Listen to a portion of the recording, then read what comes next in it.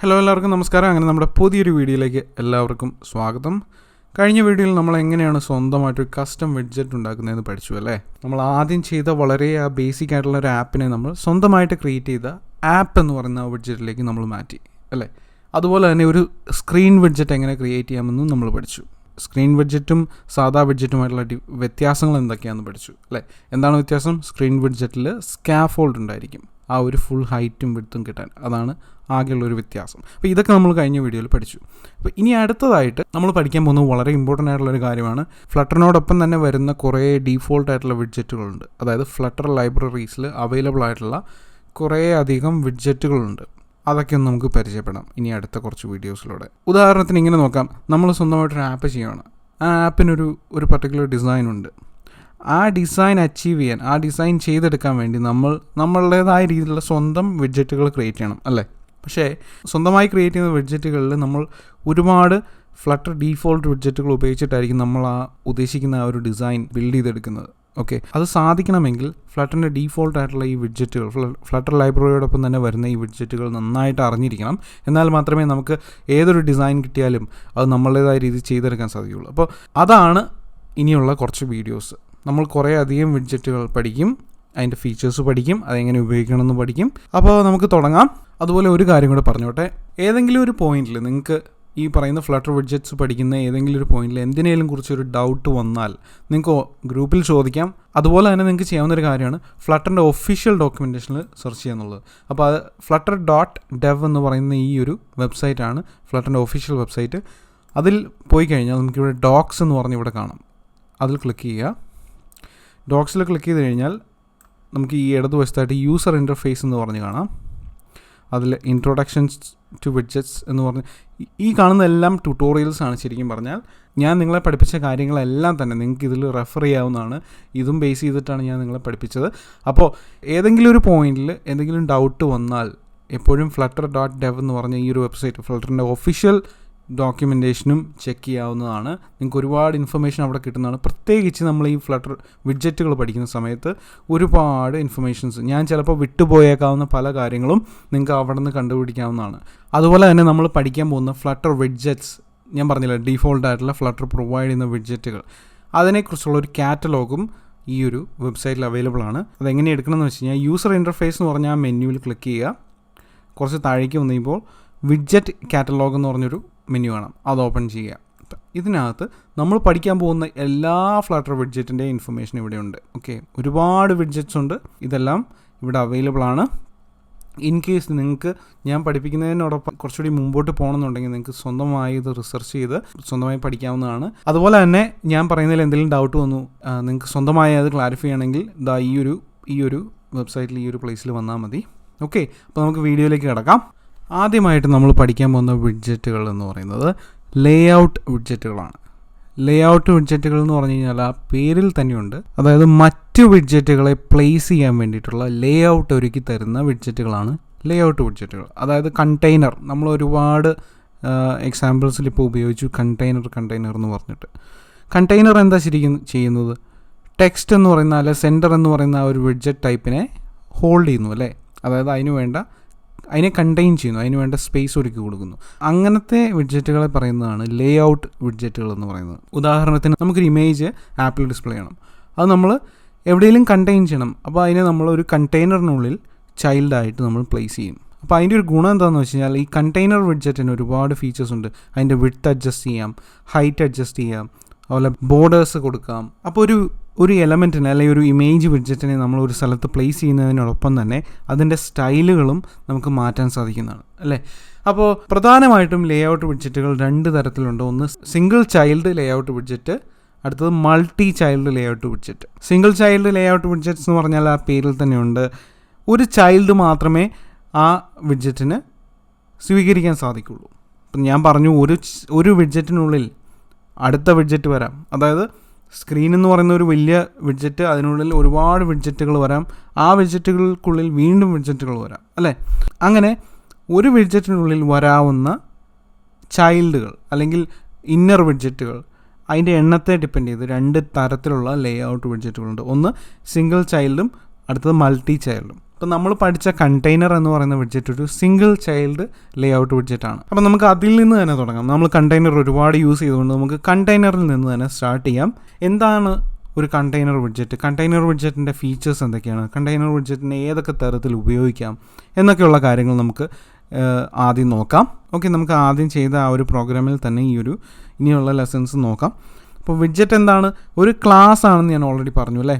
Class ആണ് widget എന്ന് പറയുന്നത്.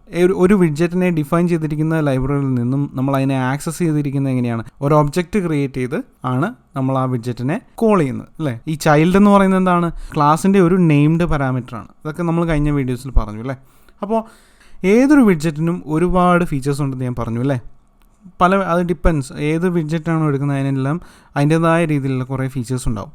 ഈ ഫീച്ചേഴ്സിനെ എങ്ങനെയാണ് ആക്സസ് ചെയ്യുന്നതെന്ന് വെച്ച് കഴിഞ്ഞാൽ നമ്മൾ എന്തെങ്കിലും തരത്തിലുള്ള ഇൻപുട്ട് വാല്യൂസ് ആ വിഡ്ജറ്റിലേക്ക് കൊടുത്തായിരിക്കും ആ ഫീച്ചറിനെ നമ്മൾ എനേബിൾ ചെയ്യുന്നത് അല്ലെങ്കിൽ യൂസ് ചെയ്യുന്നത്. അപ്പോൾ അതിനായിട്ട് ഉപയോഗിക്കുന്നത് എന്തായിരിക്കും? ഈ നെയിംഡ് പാരാമീറ്റേഴ്സ് ആയിരിക്കും നമ്മൾ അതിന് വേണ്ടി ഉപയോഗിക്കുന്നത്. ഉദാഹരണത്തിന് കണ്ടെയ്നറിൻ്റെ ഒരു ഫീച്ചറാണ് അതിനുള്ളിൽ വേറൊരു വിഡ്ജറ്റിനെ നമുക്ക് ഹോൾഡ് ചെയ്യാൻ പറ്റുന്നുള്ളത്. അത് എങ്ങനെയാണ് നമ്മൾ സാധിക്കുന്നത്? ചൈൽഡ് എന്ന് പറയുന്ന നെയിംഡ് വിഡ്ജറ്റിലേക്ക് വേറൊരു വിഡ്ജറ്റിനെ പാസ് ചെയ്ത് കൊടുക്കുന്നു. അപ്പോൾ കണ്ടെയ്നറിന് മനസ്സിലാവും, എനിക്കൊരു ഇൻപുട്ട് വാല്യൂ കിട്ടുന്നുണ്ട്. ചൈൽഡ് എന്ന് പറയുന്ന നെയിംഡ് പാരാമീറ്ററിലേക്ക് ആരോ ഒരു വാല്യൂ പാസ് ചെയ്തു. അപ്പോൾ ഞാൻ എന്ത് ചെയ്യണം? അതിനെ ഡിസ്പ്ലേ ചെയ്യണമെന്ന് കണ്ടെയ്നറിന് ഓൾറെഡി ഡിഫൈൻ ചെയ്തിട്ടുണ്ട്. എന്ന് പറഞ്ഞ പോലെ ഓരോ നെയിംഡ് പാരാമീറ്റേഴ്സ് യൂസ് ചെയ്തിട്ടാണ് ഓരോ വിഡ്ജറ്റിൻ്റെയും പലതരത്തിലുള്ള ഫീച്ചേഴ്സിനെ നമ്മൾ എനേബിൾ ചെയ്യുകയും ഡിസേബിൾ ചെയ്യുകയും ചെയ്യുന്നത്. ഓക്കെ, അപ്പോൾ ഇവിടെ കണ്ടെയ്നറിനെ സംബന്ധിച്ചിടത്തോളം ഏറ്റവും യൂസ്ഫുൾ ആയിട്ടുള്ള കുറേ ഫീച്ചേഴ്സാണ് നമ്മൾ ഇന്നിവിടെ ഡിസ്കസ് ചെയ്യാൻ പോകുന്നത്. ആദ്യം തന്നെയുള്ളത് വിഡ്ത്തും ഹൈറ്റുമാണ്.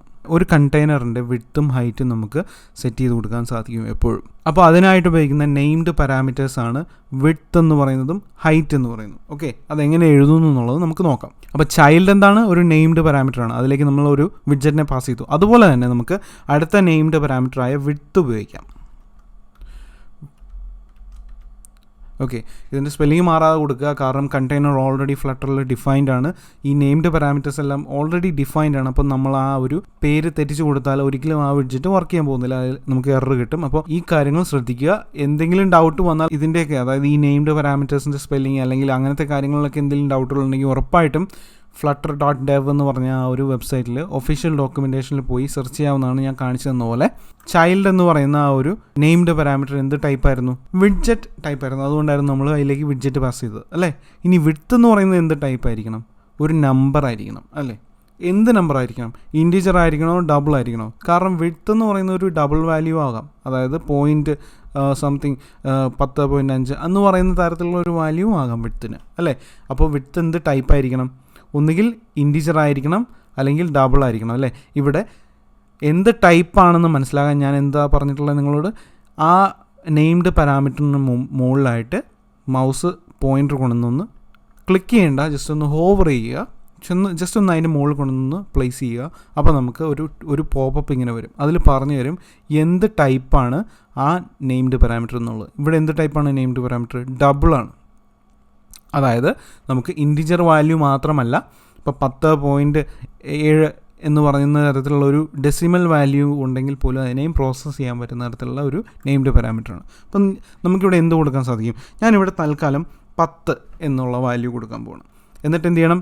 നെയിംഡ് പാരാമീറ്ററാണ്, അതുകൊണ്ട് അതിനെ സെപ്പറേറ്റ് ചെയ്യാൻ കോമ ഉപയോഗിക്കുക. എങ്ങനെയാണ് നെയിംഡ് പാരാമീറ്റർ പാസ് ചെയ്തതെന്നൊക്കെ ഉള്ളത് നിങ്ങൾക്കിപ്പോൾ ഡൗട്ട് ഉണ്ടെങ്കിൽ പഴയ വീഡിയോസ് നോക്കുക. അടുത്തതായിട്ടുള്ളത് ഹൈറ്റാണ്. അതിൻ്റെ നെയിംഡ് പാരാമീറ്റർ ഹൈറ്റാണ്. ഓക്കെ, ഹൈറ്റ് എന്ന് തന്നെയാണ്. അതും ഒരു ഡബിൾ ടൈപ്പ് നെയിംഡ് പാരാമീറ്ററാണ്. ഞാൻ അതിന് ഒരു 10 എന്നുള്ള വാല്യൂ കൊടുക്കുകയാണ്. ഓക്കെ, അപ്പോൾ ഞാൻ വീണ്ടും പറയുന്നത് എന്തുകൊണ്ടാണെന്ന് വെച്ചാൽ നിങ്ങളത് ഓർത്തിരിക്കാൻ വേണ്ടിയാണ്. ഏതെങ്കിലും ഒരു നെയിംഡ് പാരാമീറ്റർ ഏത് ടൈപ്പാണെന്ന് നിങ്ങൾക്ക് ഡൗട്ട് ഉണ്ടെങ്കിൽ ആ നെയിംഡ് പാരാമീറ്ററിന് മുകളിൽ കൊണ്ടുവന്ന് മൗസ് പോയിൻ്റർ വെച്ചാൽ ഒരു പോപ്പപ്പിൽ നിങ്ങൾക്ക് പറഞ്ഞു തരും എന്ത് ടൈപ്പാണെന്നുള്ളത്. ഓക്കെ, അപ്പോൾ നമുക്ക് വിഡ്ത്ത് 10 ആണ്, ഹൈറ്റ് 10 ആണ്. നമുക്കിനി ഇതൊന്ന് റൺ ചെയ്ത് നോക്കാം ഈ പ്രോഗ്രാം. ഓക്കെ, നമുക്കിവിടെ ആ ഔട്ട്പുട്ട് കിട്ടിയിട്ടുണ്ട്. നിലവിലൊന്നും തന്നെ നമ്മൾ കാണുന്നില്ല ഈ സ്ക്രീനിൽ. പക്ഷേ സൂക്ഷിച്ച് നോക്കി കഴിഞ്ഞാൽ ഈ ഒരു കോർണറിൽ എന്തോ ഒന്ന് ഡിസ്പ്ലേ ചെയ്തിട്ടുള്ളത് കാണാം അല്ലേ. കാരണം എന്താണെന്ന് വെച്ചാൽ നമ്മളിവിടെ കൊടുത്ത വാല്യൂ 10 എന്ന് പറയുന്നത് വളരെ ചെറിയ വാല്യൂ ആണ്.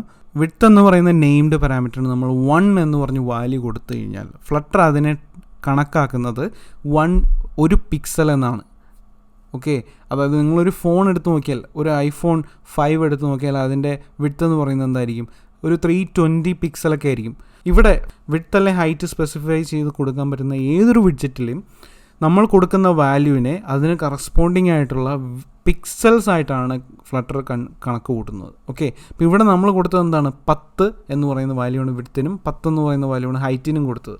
അപ്പോൾ ഫ്ലട്ടർ കണക്കാക്കുന്നത് ഒരു കണ്ടെയ്നറിന് 10 പിക്സൽസ് വിഡ്ത്തും 10 പിക്സൽസ് ഹൈറ്റുമുള്ള രീതിയിൽ ക്രിയേറ്റ് ചെയ്യണമെന്നാണ് ഫ്ലട്ടറിന് മനസ്സിലായത്. അതുകൊണ്ടാണ് ഇവിടെ ഈ ക്രിയേറ്റ് ചെയ്തേക്കുന്ന ഈ ഒരു സംഭവം നമുക്ക് കാണാൻ പോലും പറ്റാത്തത്. കാരണം 10 പിക്സൽസ് വൈഡും 10 പിക്സൽസ് ഹൈറ്റും ഉള്ളത് നമുക്ക് കാണാൻ വളരെ പാടാണ്. കാരണം ഒരു ഫോൺ എടുത്ത് നോക്കിയാൽ അതിന് മിനിമം ഒരു 320 പിക്സലെങ്കിലും, അതിൽ കൂടുതലാണ് ഇപ്പോഴത്തെ ഫോണുകൾ. വലിയ ഫോണുകളെല്ലാം എന്താ പറയുക, ഒരു 375 പിക്സലിന് മുകളിലായിരിക്കും വിഡ്ത്ത്, അല്ലെങ്കിൽ 400 പിക്സലിന് മുകളിലായിരിക്കും വിഡ്ത്ത്. അപ്പോൾ ഇത് നമുക്ക് കാണാൻ പറ്റാത്തതിൽ അത്ഭുതമൊന്നുമില്ല. നമുക്ക് ഈ കണ്ടെയ്നറിൻ്റെ വിഡ്ത്ത് കുറച്ച് കൂട്ടി കൊടുക്കാം, 320 ആക്കാം. നമ്മൾ റെസ്പോൺസീവ് ആക്കുന്നത് എങ്ങനെയാണെന്നൊക്കെ നമ്മളിപ്പോൾ ഉടനെ തന്നെ പഠിക്കും. അതുപോലെ ഹൈറ്റ് എന്ന് പറയുന്നത് നമുക്കൊരു 100 കൊടുക്കാം. ഓക്കെ, എന്നിട്ടൊന്ന് സേവ് ചെയ്ത് നോക്കാം. കണ്ടില്ലേ, ഇപ്പോൾ നമുക്ക് കുറച്ചുകൂടി മാന്യമായിട്ടുള്ള ഒരു ഔട്ട്പുട്ട് കിട്ടി. കണ്ടെയ്നർ കുറച്ചുകൂടി വലുതായി. നമുക്ക് ആ ടെക്സ്റ്റ് എന്നുള്ളത് മല്ലു ഡെവലപ്പർ നമ്മൾ പ്രിൻ്റ് ചെയ്തത് കുറച്ചുകൂടി വ്യക്തമായിട്ട് കാണുന്ന തരത്തിലേക്ക് പ്രിൻ്റ് ചെയ്തു. പക്ഷേ ഇപ്പോഴും നമുക്ക് അറിയില്ല ഈ കണ്ടെയ്നർ എങ്ങനെയാണ് എന്താ പറയുക ഇരിക്കുന്നത് എന്നുള്ളത് നമുക്ക് ഇപ്പോഴും മനസ്സിലായിട്ടില്ല അല്ലേ. അതായത് നമുക്കിവിടെ മല്ലു ഡെവലപ്പറിന് പ്രിൻ്റ് ചെയ്തിട്ടുണ്ടെന്ന് മാത്രം. പക്ഷേ ഇതിൽ ഈ സ്ക്രീൻ ഫുള്ള് വൈറ്റ് ആയതുകൊണ്ട് ഇതിൽ കണ്ടെയ്നർ എവിടെയാണ് ഇരിക്കുന്നത് എന്നുള്ളത്, അത് കണ്ടെയ്നറിൻ്റെ ഒരു ഏരിയ എന്താണെന്ന് നമുക്കിപ്പോഴും മനസ്സിലാവുന്നില്ല. അത് മനസ്സിലാക്കാൻ വേണ്ടി നമുക്കൊരു ബാക്ക്ഗ്രൗണ്ട് കളർ കൊടുക്കാം. കണ്ടെയ്നറിന് മാത്രമായിട്ട് ഒരു ബാക്ക്ഗ്രൗണ്ട് കളർ കൊടുക്കാം. ആ കളർ കൊടുക്കാൻ വേണ്ടിയിട്ടുള്ള നെയിംഡ് പാരാമീറ്റർ എന്ന് പറയുന്നത് കളർ എന്ന് പറയുന്ന വേരിയബിളാണ്. COLOR. നമ്മുടെ ബ്രിട്ടീഷ് ഇംഗ്ലീഷ് അല്ല, ഇതിൽ അമേരിക്കൻ ഇംഗ്ലീഷ് ഉള്ള സ്പെല്ലിംഗ് ആണ് യൂസ് ചെയ്തിരിക്കുന്നത്. നിങ്ങൾക്ക് അതിലെന്തെങ്കിലും അതായത് ഈ നെയിംഡ് പാരാമീറ്റേഴ്സിൽ എന്തെങ്കിലും ഡൗട്ട് ഉണ്ടെങ്കിൽ നിങ്ങൾ ടൈപ്പ് ചെയ്ത് തുടങ്ങുന്ന സമയത്ത് തന്നെ നിങ്ങൾക്ക് ഓട്ടോ കംപ്ലീറ്റ് വരാം. ഇവിടെ ഇതുണ്ടല്ലേ, ഇങ്ങനെ ഓട്ടോ സെലക്ട് ഈ ഒരു ഓപ്ഷൻ വരാം, അതങ്ങ് സെലക്ട് ചെയ്താലും മതി.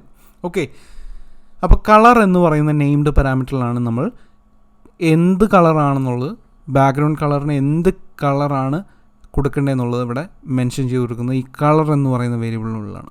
HTML-ഉം CSS-ഉം ഒക്കെ മുൻപ് ചെയ്ത് പരിചയമുള്ള ആളുകളാണ് നിങ്ങളെങ്കിൽ നിങ്ങൾക്ക് അറിയാമായിരിക്കും എങ്ങനെയാണ് കളർ കൊടുക്കുന്നതെന്നുള്ളത്. നമ്മൾ ഒന്നുകിൽ നേരിട്ട്, അതായത് കുറച്ച് കോമൺ ആയിട്ടുള്ള കളറാണെങ്കിൽ നമുക്കിങ്ങനെ റെഡ് അല്ലെങ്കിൽ വൈറ്റ്, ബ്ലാക്ക് എന്നൊക്കെ പറഞ്ഞ് നമുക്ക് നേരിട്ട് ടൈപ്പ് ചെയ്ത് കൊടുക്കാം. പക്ഷേ കുറച്ച് കോമൺ അല്ലാത്ത, അതായത് കുറച്ച് മിക്സുകൾ വരുന്ന കളറുകളാണെങ്കിൽ നമുക്ക് എന്താ പറയുക ഹെക്സ് വാല്യൂസ് പാസ് ചെയ്യാം അല്ലേ. അങ്ങനെയൊക്കെ പറഞ്ഞ് കുറേ വാല്യൂസ് പാസ് ചെയ്യാം. അപ്പോൾ നിങ്ങൾ HTML CSS ഒക്കെ പഠിച്ചിട്ടുള്ള ആൾക്കാരാണെങ്കിൽ നിങ്ങൾക്ക് ആ ഒരു മെത്തേഡ് ഓൾറെഡി അറിയാമായിരിക്കും. പക്ഷേ ഫ്ലട്ടറിൽ കളർ ഹാൻഡിൽ ചെയ്യുന്നത് കുറച്ച് ഡിഫറെൻ്റ് ആണ്. കളർ ഹാൻഡിൽ ചെയ്യാൻ വേണ്ടി ഫ്ലട്ടർ ഓൾറെഡി കളർ എന്ന് പറഞ്ഞിട്ട്, കളേഴ്സ് എന്ന് പറഞ്ഞിട്ടൊരു ലൈബ്രറി തന്നെ ക്രിയേറ്റ് ചെയ്തിട്ടുണ്ട്, ഒരു ക്ലാസ് തന്നെ ക്രിയേറ്റ് ചെയ്തിട്ടുണ്ട്.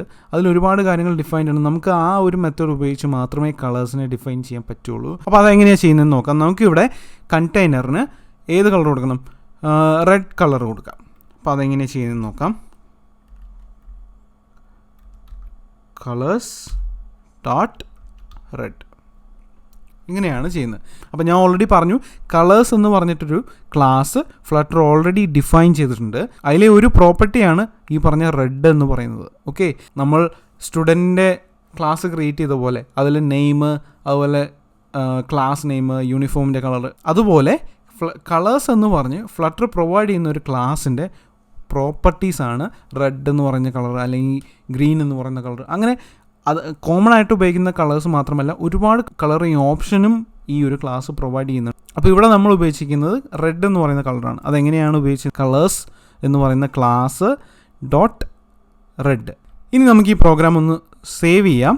എന്നിട്ട് എന്താണ് നമുക്ക് അവിടെ ഔട്ട്പുട്ട് കിട്ടിയെന്ന് നോക്കാം. കണ്ടില്ലേ, ഇപ്പം നിങ്ങൾക്ക് മനസ്സിലായി കണ്ടെയ്നറിൻ്റെ വിഡ്ത്ത് എന്താണ്, ഹൈറ്റ് എന്താണെന്ന് അല്ലേ. കണ്ടെയ്നർ എന്താണെന്ന് ഇപ്പോൾ നിങ്ങൾക്ക് മനസ്സിലായി. കണ്ടെയ്നർ എന്ന് പറഞ്ഞു കഴിഞ്ഞാൽ ഒരു റെക്റ്റാങ്കിൾ ഫോമിലായിരിക്കും അതിൻ്റെ ഒരു ഷേപ്പ്. നമുക്ക് അതിനൊരു വിഡ്ത്ത് കൊടുക്കാം, അതിനൊരു ഹൈറ്റ് കൊടുക്കാം, അതിനുള്ളിൽ ഒരു സിംഗിൾ ചൈൽഡിനെയും അതായത് ഒരു ഒറ്റ വിഡ്ജറ്റിനെയും നമുക്ക് പാസ് ചെയ്യാം. അപ്പോൾ നമ്മൾ അതിന് വിഡ്ത്ത് കൊടുത്തു, ഹൈറ്റ് കൊടുത്തു, ഒരു ബാക്ക്ഗ്രൗണ്ട് കളർ കൊടുക്കുന്നത് എങ്ങനെയെന്ന് നോക്കി അല്ലേ. അടുത്തതായിട്ട് നമ്മൾ ചെയ്യുന്നത് നമ്മൾ ഈ കണ്ടെയ്നറിനൊരു ബോർഡർ കൊടുക്കാൻ പോവുകയാണ്.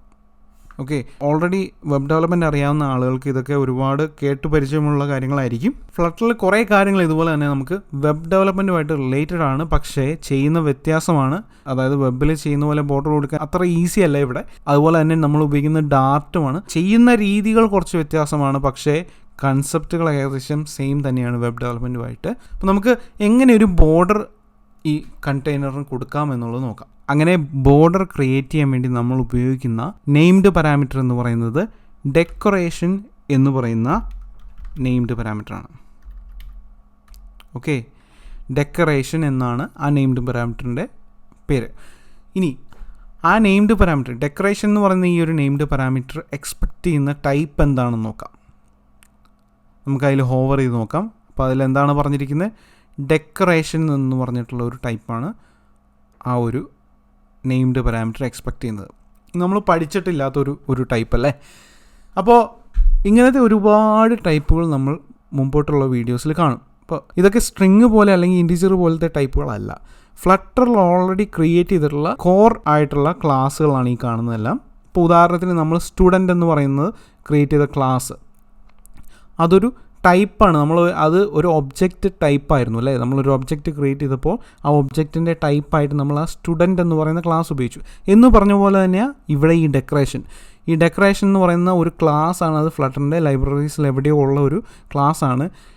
അതിൻ്റെ ടൈപ്പ് എന്ന് പറഞ്ഞാൽ നമ്മൾ എന്താ അതുകൊണ്ട് ഉദ്ദേശിക്കുന്നത്? നമ്മൾ ഡെക്കറേഷൻ എന്ന് പറയുന്ന ക്ലാസ്സിന് ഒരു ഒബ്ജക്റ്റാണ് ക്രിയേറ്റ് ചെയ്യുന്നത്. ഓക്കെ, അപ്പോൾ ഇവിടെ ഈ ഡെക്കറേഷൻ എന്ന് പറയുന്ന നെയിംഡ് പാരാമീറ്റർ എന്താണ് എക്സ്പെക്റ്റ് ചെയ്യുന്നത്?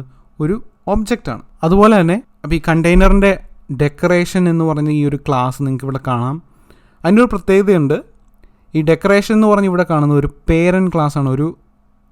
അതായത് ഇവിടെ ഇൻഹെറിറ്റൻസ് യൂസ് ചെയ്യപ്പെട്ടിട്ടുണ്ട് ഇതിൻ്റെ ബാക്ക്ഗ്രൗണ്ടിൽ. നമുക്ക് കാണാൻ പറ്റില്ല. അത് എന്താ പറയുക, ഫ്ലട്ടർ ലൈബ്രറീസിൽ ഒരു ഇൻഹെറിറ്റൻസ് യൂസ് ചെയ്തിട്ടുണ്ട്. അതിലെ ബേസ് ക്ലാസ്സാണ് ഈ ഡെക്കറേഷൻ എന്ന് പറയുന്നത്. അപ്പോൾ ഒബ്ജക്റ്റ് ക്രിയേറ്റ് ചെയ്യുമ്പോൾ നമ്മളിവിടെ ക്രിയേറ്റ് ചെയ്യാൻ പോകുന്നത് ഡെക്കറേഷൻ എന്ന് പറയുന്ന ക്ലാസ്സിന് വേണ്ടിയിട്ടല്ല ഒബ്ജക്റ്റ് ക്രിയേറ്റ് ചെയ്യാൻ പോകുന്നത്, അല്ലെങ്കിൽ കൺസ്ട്രക്ടറിനെ വിളിക്കാൻ പോകുന്നത്. ഡെക്കറേഷൻ എന്ന് പറയുന്ന ക്ലാസ്സിൻ്റെ കൺസ്ട്രക്ടറിനെ അല്ല നമ്മളിവിടെ വിളിക്കാൻ പോകുന്നത്. കാരണം ഇതൊരു ബേസ് ക്ലാസ്സാണ്. നമ്മളിവിടെ ഇതിന് പകരം വിളിക്കാൻ പോകുന്നത് ഈ ബേസ് ക്ലാസ്സിൻ്റെ ഒരു ചൈൽഡ് അല്ലെങ്കിൽ ഒരു സബ് ക്ലാസ്സായ ബോക്സ് ഡെക്കറേഷൻ എന്ന് പറയുന്ന ക്ലാസ്സിൻ്റെ ഒബ്ജക്റ്റിനെയാണ് നമ്മളിവിടെ വിളിക്കാൻ പോകുന്നത്. ഓക്കെ, അപ്പോൾ ഇങ്ങനെ ചിന്തിക്കുക. നമ്മൾ ഇൻഹെറിറ്റൻസ് പഠിച്ചു. അങ്ങനത്തെ ഒരു ഇൻഹെറിറ്റൻസ് ഫ്ലട്ടറിൻ്റെ ഡെക്കറേഷൻ എന്ന് പറയുന്ന ക്ലാസ്സിനുമുണ്ട്. ഡെക്കറേഷൻ എന്ന് പറയുന്ന ക്ലാസ് ബേസ് ക്ലാസ്സാണ്. അതിൻ്റെ ഒരു ചൈൽഡ് അല്ലെങ്കിൽ ഒരു സബ് ക്ലാസ്സാണ് ബോക്സ് ഡെക്കറേഷൻ. ആ ക്ലാസ്സാണ് നമുക്കിവിടെ കണ്ടെയ്നറിൻ്റെ ഡെക്കറേഷന് വേണ്ടിയിട്ട് ഉപയോഗിക്കുന്ന ക്ലാസ്. ഓക്കെ, അപ്പോൾ അതിന് വേണ്ടിയിട്ട് നമുക്ക് ബോക്സ് ഡെക്കറേഷൻ എന്ന് പറഞ്ഞിട്ടൊരു കൺസ്ട്രക്ടർ ക്രിയേറ്റ് ചെയ്യാം. ഓക്കെ, അപ്പോൾ നമുക്കിവിടെ കണ്ടെയ്നർ എന്ന് പറയുന്നത് എന്താണ്? ഒരു ക്ലാസിൻ്റെ കൺസ്ട്രക്ടറാണ്. അതിനുള്ളിൽ ഒരു നെയിംഡ് പാരാമീറ്ററാണ് ഡെക്കറേഷൻ എന്ന് പറയുന്നത്. ആ ഡെക്കറേഷൻ എന്താണ് സ്വീകരിക്കുന്നത്? വേറൊരു ഒബ്ജക്റ്റേ സ്വീകരിക്കുള്ളൂ. അതായത് ബോക്സ് ഡെക്കറേഷൻ എന്ന് പറയുന്ന വേറൊരു കൺസ്ട്രക്ടർ. ഇനി അതിനകത്ത് നമ്മൾ എന്ത് ചെയ്യണം? വീണ്ടും നെയിംഡ് പാരാമീറ്റേഴ്സ് പാസ് ചെയ്ത് കൊടുക്കണം. കാരണം എന്നാൽ മാത്രമേ നമുക്ക് ആ ബോർഡറിൻ്റെ തിക്നെസ് എന്താണ്, ആ ബോർഡറിൻ്റെ കളർ എന്താണ് എന്നുള്ള കാര്യങ്ങളൊക്കെ നമുക്ക് ഈ കണ്ടെയ്നറിന് പറഞ്ഞു കൊടുക്കാൻ സാധിക്കുള്ളൂ. ഇത് ചിലപ്പോൾ നിങ്ങളെ കൺഫ്യൂസ് ചെയ്യാം. എങ്ങനെയാണ് ഒരു ക്ലാസ്സിലേക്ക് നെയിംഡ് പാരാമീറ്ററായിട്ട് വേറൊരു ക്ലാസ്സിൻ്റെ ഒബ്ജക്റ്റിനെ പാസ് ചെയ്തതെന്നൊക്കെ നിങ്ങൾക്ക് തോന്നാം. വളരെ സിമ്പിളായിട്ട് ആലോചിക്കുക. നമ്മൾ സ്ട്രിങ് എന്നൊക്കെ പറയുന്ന ഒരു ക്ലാസ് തന്നെയാണ്. ശരിക്കും പറഞ്ഞാൽ ഇൻറ്റിജർ എന്ന് പറയുന്ന ഒരു ക്ലാസ് തന്നെയാണ്. അതുപോലെ നമ്മളായിട്ട് ക്രിയേറ്റ് ചെയ്യുന്ന വ്യത്യസ്തമായ ടൈപ്പുകളാണ് ഈ പറഞ്ഞ എന്താ പറയുക സ്റ്റുഡൻറ്റ്. അപ്പോൾ എങ്ങനെയാണ് നമ്മൾ സ്ട്രിങ് പാസ് ചെയ്യുന്നത്, അതുപോലെ തന്നെ നമുക്കൊരു സ്വന്തമായി ക്രിയേറ്റ് ചെയ്യുന്ന ഒരു ഒബ്ജക്റ്റിനെയും പാസ് ചെയ്യാവുന്നതാണ്. അപ്പോൾ നിങ്ങൾക്ക് മനസ്സിലായി കാണുമെന്ന് വിശ്വസിക്കുന്നു.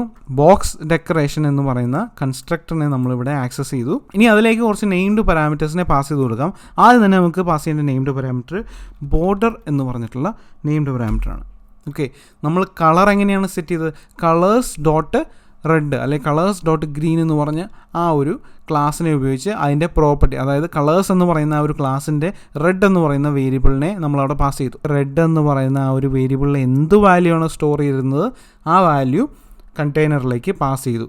കണ്ടെയ്നർ മനസ്സിലായി ഇതിലേക്ക് റെഡ് കളറാണ് വരുന്നത്. അങ്ങനെ കണ്ടെയ്നർ അതിൻ്റെ ബാക്ക്ഗ്രൗണ്ട് കളർ റെഡ് ആയിട്ട് സെറ്റ് ചെയ്തു. എന്ന് പറഞ്ഞതുപോലെ തന്നെ ബോർഡർ എന്ന് പറയുന്ന ഈ ഒരു നെയിംഡ് പാരാമീറ്ററിന് വേണ്ടിയിട്ട് ഫ്ലട്ടർ ഓൾറെഡി ഒരു ക്ലാസ് ക്രിയേറ്റ് ചെയ്തിട്ടുണ്ട്. അതിൻ്റെ പേരാണ് ബോർഡർ. ഓക്കെ, ബോർഡർ എന്ന് പറഞ്ഞ ഒരു ക്ലാസ് ഫ്ലട്ടർ ഓൾറെഡി പ്രൊവൈഡ് ചെയ്തിട്ടുണ്ട്. അപ്പോൾ ആ ക്ലാസ്സിനുള്ളിൽ കുറേ ഫങ്ഷൻസും ഉണ്ട് കേട്ടോ. അപ്പോൾ ആ ക്ലാസ്സിനുള്ളിലെ കുറേ ഫങ്ഷൻസാണ് ഈ ഇവിടെ കാണുന്നത്. നിങ്ങൾ ആ ബോർഡിൻ്റെ സൈഡിൽ ഡോട്ട് എന്ന് കൊടുക്കുമ്പോൾ തന്നെ ഇവിടെ ഓട്ടോമാറ്റിക്കായിട്ട്, അതായത് ഓട്ടോ സജസ്റ്റിൽ കുറേ അധികം ഫങ്ഷൻസ് നിങ്ങൾക്ക് കാണാൻ സാധിക്കും. അതിൽ ഓൾ ഉണ്ട്, ഫ്രം ബോർഡർ സൈഡ് എന്ന് പറഞ്ഞിട്ട് ഒരെണ്ണമുണ്ട്, മെർജ് ഉണ്ട്, ലെർപ്പ് ഉണ്ട്. അപ്പോൾ ഇങ്ങനെ കുറേ അധികം ഓപ്ഷൻസ് ഉണ്ട്. ഇതിൽ നമ്മൾ ആദ്യം തന്നെ ചെയ്യാൻ പോകുന്നത് ഓൾ എന്ന് പറഞ്ഞ ഈ ഒരു ഫംഗ്ഷനാണ്. ഓക്കെ, അപ്പോൾ നമുക്ക് ടൈപ്പ് ചെയ്ത് കൊടുക്കാം, എന്നിട്ട് കോമ വെച്ചിട്ട് എൻഡ് ചെയ്യാം.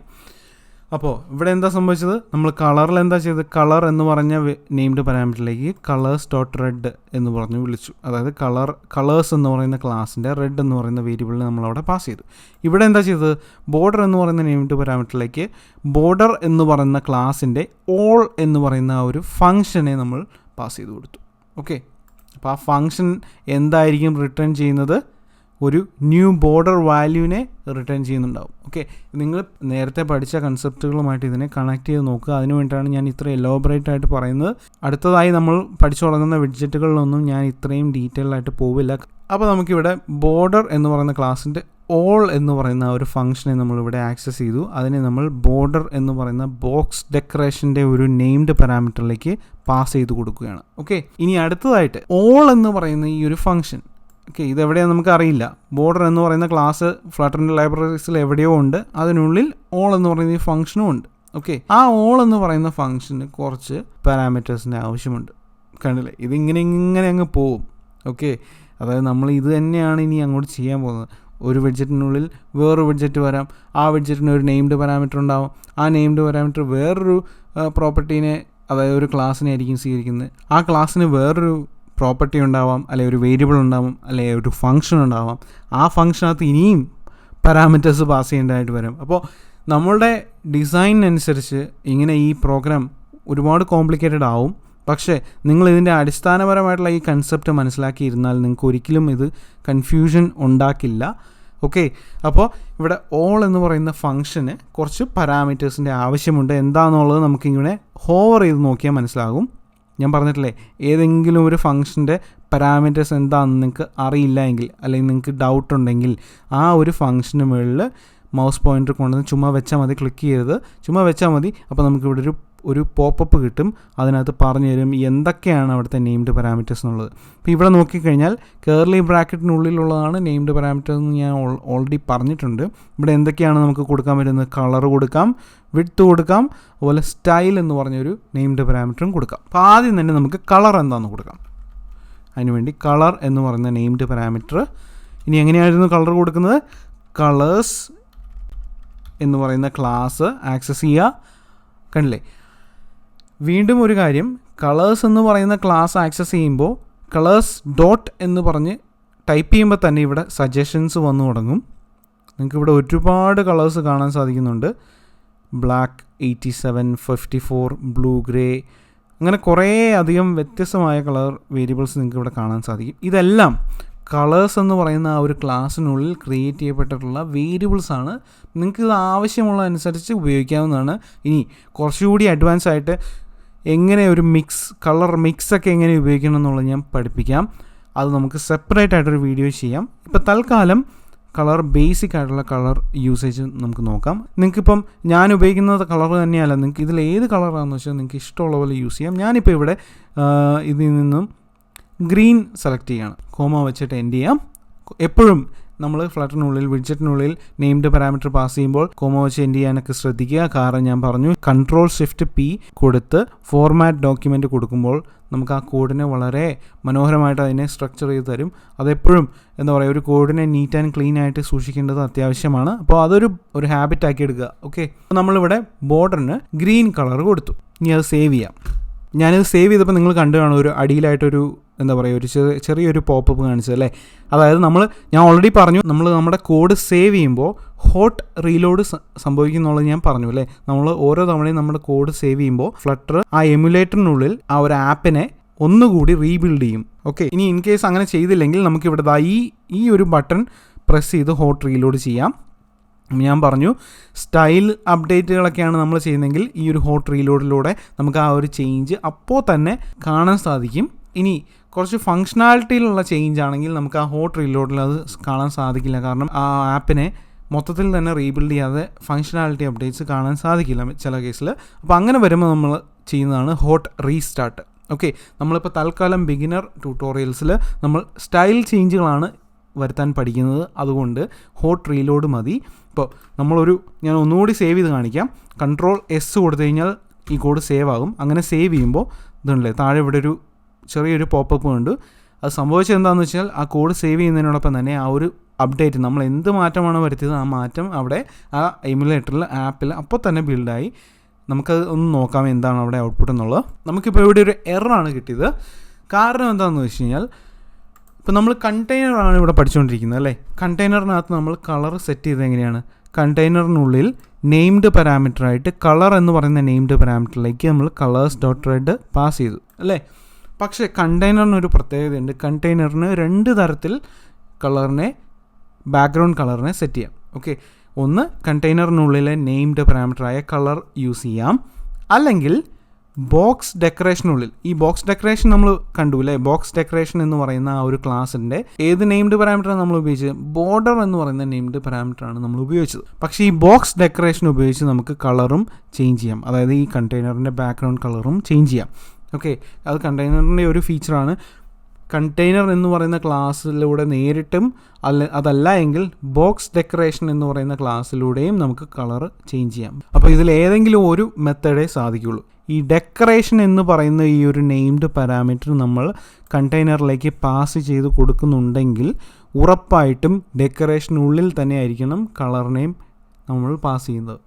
ഒരിക്കലും കണ്ടെയ്നറിനുള്ളിലെ കളർ എന്ന് പറയുന്ന ആ ഒരു നെയിംഡ് പാരാമീറ്റർ നമ്മൾ പിന്നെ നേരിട്ട് ഉപയോഗിക്കാൻ പാടില്ല.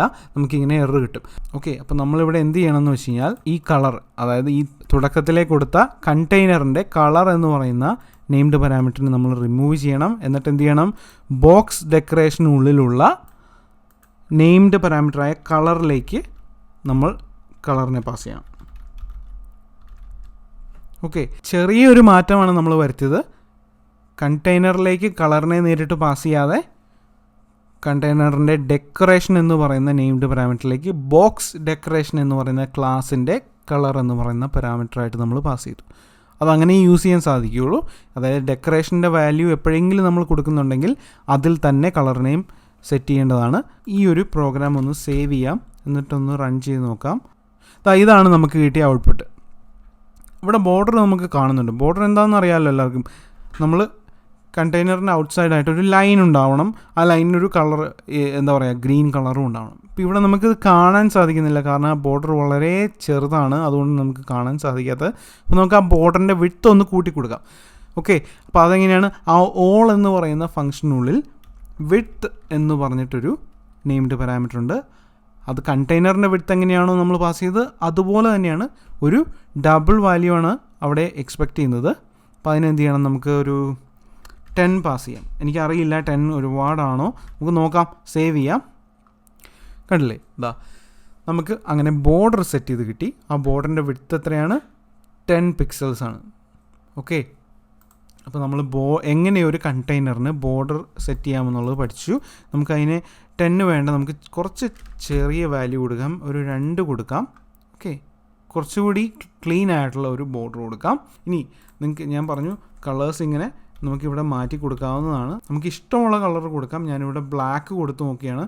അതല്ലേ, കളർ മാറി. ഗ്രീൻ ആയിരുന്നു നേരത്തെ, ഇപ്പോൾ അത് ബ്ലാക്ക് കളർ ബോർഡറായി. ഓക്കെ, ഞാൻ ഓൾറെഡി പറഞ്ഞു ഇതിലൊക്കെ നിങ്ങൾക്ക് എന്തെങ്കിലും, ഇപ്പം ഞാൻ പറഞ്ഞു പോകുന്നതല്ലാതെ നിങ്ങൾക്ക് എന്തെങ്കിലും കൂടുതൽ ഡൗട്ടുകൾ വന്നു, നിങ്ങൾക്ക് ഒന്നുകൂടി റെഫർ ചെയ്യണമെന്നുണ്ടെങ്കിൽ ഈ വിഡ്ജറ്റ് കാറ്റലോഗിൽ വരിക. എന്നിട്ട് ഇവിടെ കുറച്ച് സ്ക്രോൾ ചെയ്ത് കഴിഞ്ഞാൽ ലേഔട്ട് വിഡ്ജറ്റുകൾ കാണാം. ആ ലേഔട്ട് വിഡ്ജറ്റുകളിൽ കുറച്ച് സ്ക്രോൾ ചെയ്ത് കഴിഞ്ഞാൽ ഇവിടെ കണ്ടെയ്നർ കാണാവുന്നതാണ്. നിങ്ങൾക്ക് കണ്ടെയ്നറിൽ ക്ലിക്ക് ചെയ്യുക.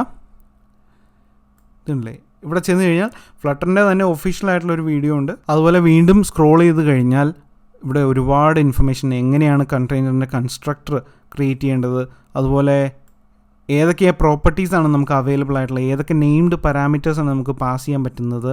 ഇതുണ്ടല്ലേ, ഇവിടെ ചൈൽഡ് ഉണ്ട്, കളറ്, അതുപോലെ കുറേ കോൺസ്ട്രെയിൻസ്. ഇതൊന്നും നമ്മൾ പഠിച്ചിട്ടില്ല. ഡെക്കറേഷൻ ഇതുണ്ടല്ലേ, ഇപ്പോൾ നമ്മൾ പഠിച്ചുള്ളൂ ഡെക്കറേഷൻ. ഇതിൽ അടുത്തതായിട്ട് മാർജിനും പാഡിങ്ങും നമ്മളത് നോക്കും. ഇതിൽ ഒരുപാട് കാര്യങ്ങളുണ്ട്. അതായത് ഇപ്പോൾ ഈ കണ്ടെയ്നർ എന്ന് പറയുന്ന ഈ ഒരു വിഡ്ജറ്റിന് ഒരുപാട് എന്താ പറയുക പ്രോപ്പർട്ടീസ് ഉണ്ട്. അതായത് പ്രോപ്പർട്ടീസ് എന്ന് പറഞ്ഞാൽ നെയിംഡ് പാരാമീറ്റേഴ്സ് ഉണ്ട്.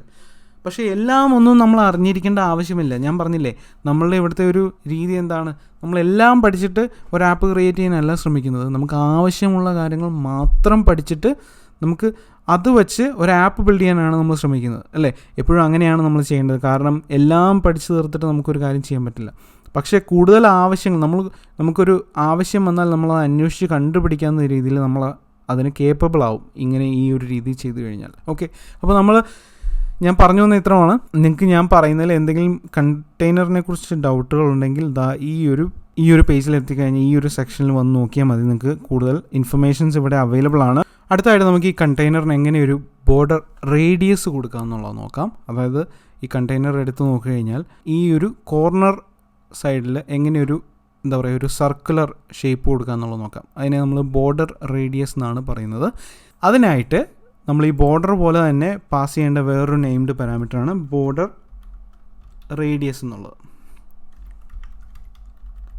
അത് നമ്മൾ ടൈപ്പ് ചെയ്ത് തുടങ്ങുമ്പോൾ തന്നെ അവിടെ ഓട്ടോ സജഷൻ വരും. അതിൽ നിങ്ങൾ ശ്രദ്ധിക്കേണ്ടത് ബോർഡർ റേഡിയസ് എന്ന് പറഞ്ഞാൽ രണ്ട് വേർഡ്സ് അല്ലേ. അപ്പോൾ എന്ത് ചെയ്യണമെന്ന് വെച്ച് കഴിഞ്ഞാൽ സെക്കൻഡ് വേർഡ് സ്റ്റാർട്ട് ചെയ്യുമ്പോൾ എപ്പോഴും ക്യാപിറ്റൽ ലെറ്ററിൽ സ്റ്റാർട്ട് ചെയ്യാൻ ഞാൻ ഓൾറെഡി പറഞ്ഞു. ക്യാമൽ കേസാണ് നമ്മൾ ഡാറ്റയിൽ ഉപയോഗിക്കേണ്ടത്.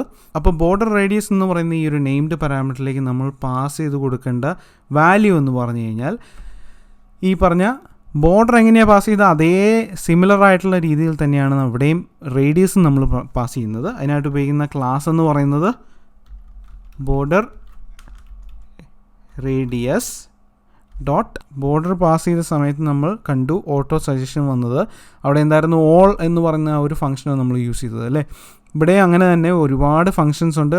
ഓൾ ഉണ്ട്, സർക്കുലർ ഉണ്ട്, ഹൊറിസോണ്ടൽ ഉണ്ട്, വെർട്ടിക്കൽ ഉണ്ട്. നമുക്കിതിൽ സർക്കുലർ എന്ന് പറഞ്ഞ ആ ഒരു ഫംഗ്ഷൻ യൂസ് ചെയ്യാം. ഓക്കെ, കോമ വെച്ചിട്ട് എൻഡ് ചെയ്യാം. ഈ സർക്കുലർ എന്ന് പറയുന്ന ഈ ഒരു ഫംഗ്ഷൻ എന്ത് വാല്യൂ ആണ് അക്സെപ്റ്റ് ചെയ്യുന്നത്? അതെങ്ങനെയാണ് നോക്കേണ്ടത് ഞാൻ പറഞ്ഞു. ആ ഫംഗ്ഷന് മുകളിൽ ഹോവർ ചെയ്യുമ്പോൾ ഇതല്ലേ ഇവിടെ കാണിക്കുന്നു ഡബിൾ വാല്യൂ ആണ് ഈ സർക്കുലർ എന്ന് പറയുന്ന ഈ ഒരു ഫംഗ്ഷൻ എക്സ്പെക്റ്റ് ചെയ്യുന്നത്. അപ്പോൾ ആ സർക്കിളിൻ്റെ റേഡിയസ് അത് എത്രയാണോ അതിൻ്റെ വാല്യൂ നമ്മൾ ഉദ്ദേശിക്കുന്നത് ആ വാല്യൂ കൂടെ പാസ് ചെയ്യുക. അതൊരു ഡബിൾ വാല്യൂ ആയിരിക്കണം, ഈ വിഡ്ത്തും ഹൈറ്റും ഒക്കെ പോലെ തന്നെ. ഓക്കെ, അപ്പം ഞാൻ ഇവിടെ പാസ് ചെയ്യാൻ പോകുന്നത് 10 നമുക്ക് അതിൻ്റെ ഒന്ന് സേവ് ചെയ്ത് അതിൻ്റെ ഔട്ട്പുട്ട് നോക്കാം എന്താ വന്നതെന്നുള്ളത്. കണ്ടില്ല, ഇവിടെ നമുക്ക് ഈ കോർണേഴ്സ് ചെറിയൊരു സർക്കുലർ ഷേപ്പിൽ ഇവിടെ കിട്ടി, അല്ലേ? നമുക്ക് ഇത് കാണാൻ അത്ര സാധിക്കുന്നില്ല, ഇത് കുറച്ച് മുകളിലേക്കാണ്, അല്ലേ? കുറച്ച് മുകളിലേക്ക് നമുക്ക് ഈ ഒരു ഇവിടെ ഫോണിൻ്റെ റേഞ്ചും ബാറ്ററിയൊക്കെ കാണിക്കുന്ന ആ ഒരു ഭാഗത്തേക്ക് ഓവർലാപ്പായിട്ട് പോയിട്ടുണ്ട്. അതിന് കാരണം എന്താണെന്ന് വെച്ച് കഴിഞ്ഞാൽ നമ്മളിവിടെ സ്കാഫോൾഡ് ഉപയോഗിക്കുന്നതുകൊണ്ടാണ്. സ്കാഫോൾഡ് എന്താണെന്ന് ഞാൻ ഓൾറെഡി പറഞ്ഞു. സ്ക്രീനിൻ്റെ നമ്മളുടെ ഡിവൈസിൻ്റെ ഫോണിൻ്റെ ആ സ്ക്രീനിൻ്റെ യഥാർത്ഥ സൈസ് എത്രയാണോ, വിഡ്ത്തും ഹൈറ്റും ഒക്കെ എത്രയാണോ അതേ വിഡ്ത്തും ഹൈറ്റും തന്നെ ഉള്ള ഒരു സ്ക്രീൻ വിഡ്ജറ്റാണ് നമ്മൾ ക്രിയേറ്റ് ചെയ്യുന്നത്. അതുകൊണ്ടാണ് സ്കാഫോൾഡിൻ്റെ ബോഡിയിൽ ഒരു കണ്ടെയ്നർ കൊടുത്തപ്പോൾ അത് ആ ഒരു സ്ക്രീനിൻ്റെ ഏറ്റവും തുടക്കത്തിൽ നിന്ന് മുതൽ സ്റ്റാർട്ട് ചെയ്തത്. ഓക്കെ, ഇത് അവോയ്ഡ് ചെയ്യാനൊക്കെ മെത്തേഡുകളുണ്ട്. ഇതിന് പകരം നമുക്കിവിടെ ഒരു ആപ്പ് ബാറൊക്കെ ഉപയോഗിക്കാം. അതൊക്കെ എങ്ങനെയാണെന്ന് നമ്മൾ പഠിക്കും. പക്ഷേ നമുക്ക് തൽക്കാലം ഈ കണ്ടെയ്നറിനെ ഈ ഒരു ആപ്പിൻ്റെ സെൻറ്ററിലേക്ക് കൊണ്ടുവരാൻ വേണ്ടി നമുക്ക് സെൻറ്റർ എന്ന് പറയുന്ന വിഡ്ജറ്റ് ഉപയോഗിക്കാം. നമ്മളിവിടെ ഓൾറെഡി സെൻറ്റർ എന്ന് പറഞ്ഞ വിഡ്ജറ്റ് ഉപയോഗിച്ചു. എന്തിനാണ്? ഈ കണ്ടെയ്നറിനുള്ളിൽ കണ്ടെയ്നർ എത്രത്തോളം ഉണ്ടെന്നുള്ളത് നമ്മളിവിടെ കണ്ടു. വിഡ്ത്ത് എത്രയാണ്? 320 പിക്സൽ, അതുപോലെ ഹൈറ്റ് 100. എന്നിട്ട് അതിൻ്റെ ഏറ്റവും സെൻറ്ററിലായിട്ട് വെർട്ടിക്കലി നോക്കിയാലും ഹൊറിസോണ്ടലി നോക്കിയാലും സെൻറ്ററിലായിട്ട് വരുന്ന രീതിയിൽ മല്ലു ഡെവലപ്പർ നമ്മൾ പ്രിൻറ്റ് ചെയ്തത് എങ്ങനെയാണ്? ഈ സെൻറ്റർ എന്ന് പറയുന്ന ആ ഒരു ഫ്ലട്ടറിൻ്റെ വിഡ്ജറ്റ് ഉപയോഗിച്ചിട്ടായിരുന്നു, അല്ലേ? അപ്പോൾ ഈ സെൻറ്റർ എന്ന് പറയുന്ന വിഡ്ജറ്റ് ഉപയോഗിച്ചാൽ നമുക്ക് ഈ കണ്ടെയ്നറിനെ മൊത്തത്തിലായി നമുക്ക് ഈ സ്ക്രീനിൻ്റെ സെൻറ്ററിലേക്ക് കൊണ്ടുവരാൻ പറ്റേണ്ടതാണ്. നമുക്കതൊന്ന് ചെയ്തു നോക്കാം. അപ്പോൾ അതിനായിട്ട് എന്ത് ചെയ്യണം? ഈ കണ്ടെയ്നർ എന്ന് പറയുന്ന ഈ ഒരു ഫുൾ വിഡ്ജറ്റിനെ നമ്മൾ എന്ത് ചെയ്യണം? സെൻറ്റർ എന്ന് പറയുന്ന വിഡ്ജറ്റിലേക്ക് പാസ് ചെയ്യണം. അപ്പോൾ സ്കാഫോൾഡിൻ്റെ ബോഡി എന്തായിരിക്കണം? സെൻറ്റർ വിഡ്ജറ്റ് ആയിരിക്കണം. ആ സെൻറ്റർ വിഡ്ജറ്റിൻ്റെ ചൈൽഡ് എന്തായിരിക്കണം? നമ്മളിപ്പോൾ കട്ട് ചെയ്തെടുത്ത ആ കണ്ടെയ്നർ എന്ന് പറയുന്ന ആ ഒരു വിഡ്ജറ്റ് ഫുള്ളായിട്ട് നമ്മൾ ഇതുവരെ ചെയ്ത കോഡ്, ആ കണ്ടെയ്നറിനുള്ള ഇതുവരെ ചെയ്ത കോഡുകളെല്ലാം കോപ്പി ചെയ്ത് പുതുതായിട്ട് ക്രിയേറ്റ് ചെയ്ത സെൻറ്ററിൻ്റെ ചൈൽഡായിട്ട് പാസ് ചെയ്യാം. ഓക്കെ, നമുക്കിനി ഒന്ന് വൃത്തിയാക്കി എടുക്കാം. Ctrl+Shift+P ഫോർമാറ്റ് ഡോക്യുമെൻറ്റ് സേവ് ചെയ്ത് ഇതിൻ്റെ ഔട്ട്പുട്ട് എന്താ വരുന്നതെന്ന് നോക്കാം. കണ്ടില്ലേ? സെൻറ്റർ എന്ന് പറയുന്ന ആ വിഡ്ജറ്റിൽ നമ്മൾ ആദ്യം ഉപയോഗിച്ച് എന്തിനായിരുന്നു? മല്ലു ഡെവലപ്പർ എന്ന് പറഞ്ഞിട്ട് ഈ കണ്ടെയ്നറിൻ്റെ ഏറ്റവും സെൻറ്ററിലായിട്ട് ഹൊറിസോണ്ടലി നോക്കിയാലും വെർട്ടിക്കലി നോക്കിയാലും സെൻറ്ററായിട്ട് വരുന്ന രീതിയിൽ ആ ടെക്സ്റ്റിനെ പ്രിൻ്റ് ചെയ്യാൻ വേണ്ടിയിട്ടായിരുന്നു അല്ലേ? അതുപോലെ തന്നെ ആ സെൻറ്റർ എന്ന് പറയുന്ന വിഡ്ജറ്റ് സ്കാഫോൾഡിൻ്റെ ബോഡി ആക്കിയാൽ കണ്ടെയ്നറിനെ മൊത്തത്തിൽ തന്നെ ആ സ്ക്രീനിൻ്റെ സെൻറ്ററിലാക്കി കൊണ്ടുവരാൻ സാധിക്കും. അതാണ് ഇപ്പോൾ നമ്മൾ ചെയ്തത്. ഓക്കെ, ഇപ്പോൾ നമുക്ക് ആ കണ്ടെയ്നറിനെ കുറച്ചുകൂടി വിസിബിൾ ആയിട്ടുണ്ട് ഇവിടെ അല്ലേ? അപ്പോൾ നമ്മൾ ബോർഡർ റേഡിയസ് എങ്ങനെയാണ് കൊടുക്കേണ്ടതെന്ന് പഠിച്ചു. ആദ്യം നമ്മൾ ബോർഡർ എങ്ങനെയാണ് പാസ് ചെയ്തത്, അതുപോലെ തന്നെ ഒരു ക്ലാസ് ഉണ്ട് ബോർഡർ റേഡിയസ് എന്ന് പറഞ്ഞൊരു ക്ലാസ് ഉണ്ട്. ആ ക്ലാസ്സിനുള്ളിലെ ഒരു ഫംഗ്ഷനാണ് സർക്കുലർ എന്ന് പറയുന്ന ഫംഗ്ഷൻ. ആ ഫംഗ്ഷനെ നമ്മൾ ആക്സസ് ചെയ്തു. അതിലേക്ക് നമ്മൾ ഒരു പാരാമീറ്റർ പാസ് ചെയ്തു. ആ റേഡിയസ് എത്രയാണോ അതിൻ്റെ വാല്യൂ അത് ഇവിടെ നമ്മൾ പാസ് ചെയ്തത് 10 ആണ്. ഇവിടെ നമുക്കൊരു ഡബിൾ വാല്യൂ ആണ് എപ്പോഴും പാസ് ചെയ്യേണ്ടത്. അതുപോലെ തന്നെ ഇവിടെ ബോർഡർ ചെയ്തത് എങ്ങനെയാണ്? ബോർഡർ എന്ന് പറയുന്ന ഒരു ക്ലാസ്, ആ ക്ലാസ്സിനുള്ളിലെ ഒരു ഫംഗ്ഷനാണ് ഓൾ എന്ന് പറയുന്നത്. ആ ഓൾ എന്ന് പറയുന്ന ഫംഗ്ഷന് കളർ പാസ് ചെയ്തു. കളർ ഓൾറെഡി നമ്മൾ പഠിച്ചു എങ്ങനെയാണ് പാസ് ചെയ്യേണ്ടതെന്നുള്ളത്. അതുപോലെ വിഡ്ത്ത് പാസ് ചെയ്തു. വിഡ്ത്ത് എന്താണ്? ഒരു ഡബിൾ. ഞാനിത് വീണ്ടും പറയുന്നത് എന്തിനാണെന്ന് വെച്ച് കഴിഞ്ഞാൽ നമ്മൾ ഒരു വിഡ്ജറ്റിലേക്ക് ഒരു പ്രോപ്പർട്ടി പാസ് ചെയ്യുന്ന ആ ഒരു മെത്തേഡ് അത് ചില സമയത്ത് ഒരുപാട് കോംപ്ലിക്കേറ്റഡ് ആയി പോകാം. പക്ഷേ അത് ഒരുപാട് കൺഫ്യൂഷൻ ഉണ്ടാവാതിരിക്കാൻ വേണ്ടി നമ്മൾ ആദ്യം ചെയ്യേണ്ടത് നമ്മളുടെ ബേസിക്സ് പഠിക്കുക എന്നുള്ളതാണ്. അതായത് ഇൻഹെറിറ്റൻസും ക്ലാസ്സിനുള്ളിൽ ഒരു ഫംഗ്ഷൻ എങ്ങനെ ക്രിയേറ്റ് ചെയ്തു, ക്ലാസ്സിനുള്ളിലെ ഒരു വേരിയബിൾ എങ്ങനെ ആക്സസ് ചെയ്തു, ഇങ്ങനെയുള്ള കാര്യങ്ങൾ നമ്മൾ കഴിഞ്ഞ വീഡിയോസിലൊക്കെ പഠിച്ചു. അതൊക്കെ തറവായിട്ട് പഠിച്ചാൽ ഈ ഒരു ഭാഗത്ത് വരുമ്പോൾ നിങ്ങൾക്ക് ഒരുപാട് കൺഫ്യൂഷൻ വരാൻ സാധ്യതയില്ല. ഓക്കെ, അപ്പോൾ അടുത്തതായിട്ട് നമ്മൾ ചെയ്യാൻ പോകുന്നത് മാർജിനും പാഡിങ്ങും എങ്ങനെ ചെയ്യാമെന്നാണ് നമ്മൾ നോക്കാൻ പോകുന്നത്. ഓക്കെ, ഇപ്പോൾ മാർജിൻ എന്ത്, പാഡിങ് എന്തെന്നുള്ളത് നമുക്കൊരു കൺഫ്യൂഷൻ ഉണ്ടാക്കാൻ സാധ്യതയുണ്ട്. വെബ് ഡെവലപ്മെൻറ്റ് മുമ്പ് ചെയ്തിട്ടുള്ള ആൾക്കാരാണ് നിങ്ങളെങ്കിൽ ഉറപ്പായിട്ടും പാഡിങ്ങും മാർജിനും എന്താണെന്ന് അറിയാമായിരിക്കും. അപ്പോൾ അതറിയില്ല എങ്കിൽ ശ്രദ്ധിക്കുക. മാർജിൻ എന്ന് പറഞ്ഞു കഴിഞ്ഞാൽ നമ്മൾ കണ്ടെയ്നറിൻ്റെ മാർജിനായിട്ട് നോക്കാം. ഓക്കെ, കണ്ടെയ്നറിൻ്റെ മാർജിൻ എന്ന് പറഞ്ഞു കഴിഞ്ഞാൽ ഈ കണ്ടെയ്നറിന് ഈ ബോർഡർ കൊടുത്തിട്ടില്ലേ, ഈ ബോർഡറിന് പുറമേയുള്ള സ്പേസാണ് മാർജിൻ എന്ന് പറയുന്നത്. ഓക്കെ, നമ്മളൊരു ബുക്കിലൊരു പേപ്പറിൽ മാർജിൻ ഇട്ട് കഴിഞ്ഞാൽ എന്താണ് ചെയ്യുന്നത്? നമ്മൾ ആ ബുക്കിൻ്റെ എഡ്ജിൽ നിന്നും, അതായത് ആ പേജിൻ്റെ മോൾ ഭാഗമോ അല്ലെങ്കിൽ വലതുവശമോ അല്ലെങ്കിൽ താഴ്ഭാഗത്തു നിന്നും ആ എഡ്ജിൽ നിന്നും ഒരു സ്പേസ് വിട്ടതിന് ശേഷം നമ്മൾ ഒരു വരയിട്ട് കൊടുക്കും എന്ന് പറഞ്ഞ പോലെ തന്നെയാണ് ഇവിടെയും സംഭവിച്ചത്. ഈ പറയുന്ന കണ്ടെയ്നറിന് നമ്മളൊരു മാർജിൻ സെറ്റ് ചെയ്യുകയാണ്. ഓക്കെ, ആ മാർജിൻ എന്ന് പറയുന്നത് ഈ ബോർഡറിന് പുറമേയുള്ള സ്പേസാണ്. ഓക്കെ, അതുപോലെ പാഡിങ് എന്ന് പറഞ്ഞാലോ, ഇപ്പോൾ മാർജിൻ എന്താണ്? ബോർഡറിന് പുറമേയുള്ള സ്പേസാണ്. അതുപോലെ തന്നെ പാഡിങ് എന്ന് പറഞ്ഞു കഴിഞ്ഞാൽ ഈ ബോർഡറിൻ്റെ ഉള്ളിലെ സ്പേസാണ്. ഓക്കെ, അങ്ങനെ 2 പ്രോപ്പർട്ടീസ് ഉണ്ട്. ഇത് നമുക്ക് മനസ്സിലാവും കുറച്ചുകൂടി. എന്താ പറയുക, നമ്മളൊരു ഡിസൈനൊക്കെ എടുത്ത് അത് ചെയ്യുമ്പോൾ നമുക്ക് കുറച്ചുകൂടി ഒരു ധാരണ കിട്ടും. ഇപ്പോൾ നമുക്ക് തൽക്കാലം മാർജിനും പാഡിങ്ങും എങ്ങനെയാണ് ഒരു കണ്ടെയ്നറിലേക്ക് പാസ് ചെയ്യുന്നതെന്ന് നോക്കാം. മാർജിൻ നോക്കാം എങ്ങനെയാണ്. അതിനായിട്ടുള്ള നെയിംഡ് പാരാമീറ്റർ മാർജിൻ. ഇനി ആ മാർജിൻ എങ്ങനെ പാസ് ചെയ്യുന്നുള്ളത് നോക്കാം. ഇപ്പോൾ കളേഴ്സ് പാസ് ചെയ്തതുപോലെ അല്ലെങ്കിൽ ബോർഡർ റേഡിയസ് പാസ് ചെയ്തതുപോലെ നമുക്ക് അതിനായിട്ടൊരു ക്ലാസ് ഉണ്ട്, എഡ്ജ് ഇൻസെറ്റ്സ് എന്ന് പറഞ്ഞിട്ടൊരു ക്ലാസ് ഉണ്ട്. ഓക്കെ, മാർജിനും പാഡിങ്ങും ഇതുപോലെ തന്നെയാണ് പാസ് ചെയ്യുന്നത്. ഈ സെയിം മെത്തേഡ്, ഈ ഒരു സെയിം ക്ലാസ് ഉപയോഗിച്ചിട്ടാണ്. അപ്പോൾ ആ ക്ലാസ്സിൻ്റെ പേരാണ് എഡ്ജ് ഇൻസെറ്റ്സ്. ഇത് സ്പെല്ലിങ് തെറ്റാതെ നോക്കുക. എഡ്ജ് എന്ന് ടൈപ്പ് ചെയ്ത് ഇൻസെറ്റ് എന്ന് ടൈപ്പ് ചെയ്ത് സ്റ്റാർട്ട് ചെയ്യുമ്പോൾ തന്നെ അവിടെ ഓട്ടോ സജഷൻ വരും. അപ്പോൾ നിങ്ങൾക്ക് എളുപ്പം കിട്ടും.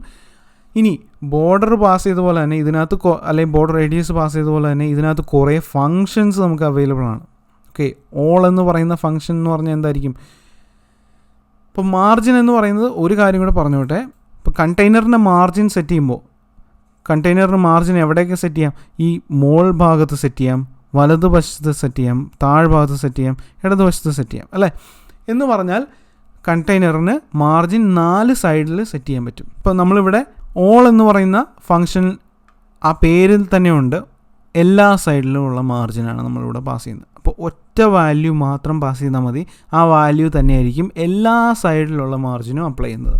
ഓക്കെ, അതുപോലെ ഇവിടെ ഓൺലി എന്ന് പറഞ്ഞിട്ടൊരു ഫങ്ഷൻ ഉണ്ട്.